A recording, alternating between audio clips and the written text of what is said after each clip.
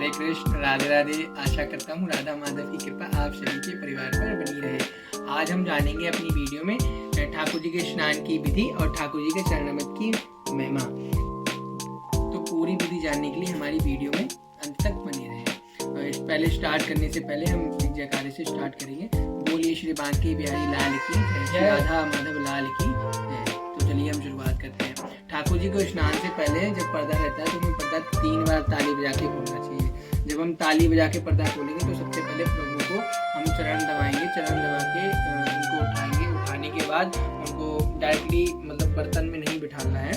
सबसे पहले हम जो बर्तन रहेगा हमारे प्रभु का उसमें हम स्वास्तिक बनाएंगे। स्वास्तिक बनाने के बाद उसमें तुलसी दल डालेंगे। तुलसी दल डालने के बाद बहुत से लोग होते हैं भगवान को निर्वस्त्र स्नान कराने लगते हैं, तो हमें ऐसा नहीं करना है। भगवान को नीचे लंगोटी या पोशाक बना के ही हम स्नान कराएंगे। जैसा कि आप देख रहे हैं हमारा शरीर इस ऐसे शंख रहता है। ऐसे शंख से जो इसका मुख बंद होता है ये स्नान का ही होता है। जब भगवान को स्नान कराना है, स्नान कराएंगे तो हमें जब स्नान कराना रहता है तो प्रभु को घंटी के स्वर से स्नान कराते हैं। घंटी के स्वर से ओम केशवाय, ओम नमो नारायण है, ओम नमो नारायण का जाप करके भगवान को स्नान कराएंगे।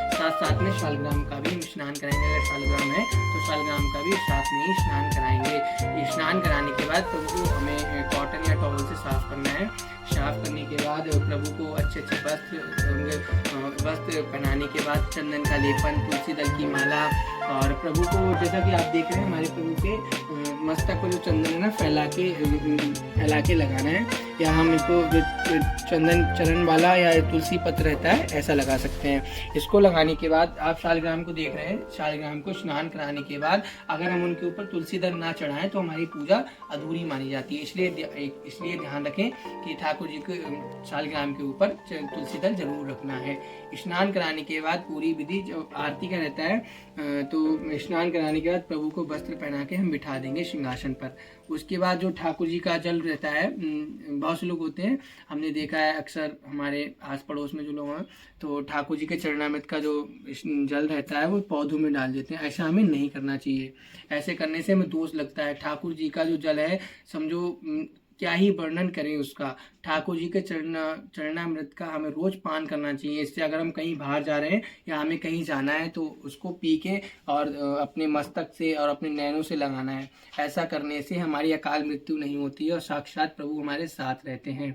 इसलिए ज़्यादातर ध्यान रखें कि ठाकुर जी का हमें चरणामृत वेस्ट नहीं करना है। माना जाता है जब हम ठाकुर जी का जल लें या हमें चरणामृत लेना है तो ऐसे करके लेना है, नीचे एक कपड़ा भी लगाना है। अगर हमने ऐसे करके लिया सीधे हाथ से तो नीचे कपड़ा लगाना है। ठाकुर जी के चरणामृत नीचे गिरना नहीं चाहिए। कहते हैं जब ठाकुर जी का चरणामृत या शालग्राम की शिला का जो बूंद नीचे गिरता है तो वो जब बुक नीचे गिरता है तो स्वयं हनुमान जी उसे जीभ से चाटते हैं। इसलिए ऐसा करने से हमें बहुत अपराध लगता है। इसलिए हमें ठाकुर जी का चरणामृत बहुत हिसाब से लेना चाहिए। उसके साथ साथ जो अगर आपके घर में किसी को प्रॉब्लम या कोई बीमारी है या कोई रोग हो गया है तो नियम से आप मेरा कहना मानिए, नियम से भाव से अगर आप रोज उनको चरणामृत देंगे या नियम से वो लेंगी तो चरणामृत आपको आपकी बीमारी से आपको जल्दी ही मतलब ग्रसित जो बीमारी है उससे दूर करेगा। और यकीन मानिए भक्ति में बहुत बड़ी शक्ति है। इसलिए ठाकुर जी के जल का स्नान का नियम लें। इससे आपको कोई बीमारी है वो दूर हो जाएगी। और आशा करता हूँ आपको मेरी वीडियो अच्छी पसंद आई होगी। तो ऐसे ही प्रभु की भक्ति ज्ञान की बातों से जुड़े रहने के लिए हमारे चैनल को सब्सक्राइब करें व लाइक करें। और अगर आपको पूजा पाठ के बारे में, भक्ति के बारे में कोई भी बात पूछना है तो प्लीज़ आप मुझे कमेंट करें। कमेंट सेक्शन में आप जो बात डालेंगे उस पर मैं वीडियो एक अलग से ज़रूर बनाऊंगा। और नाम जाप करना ना भूलें।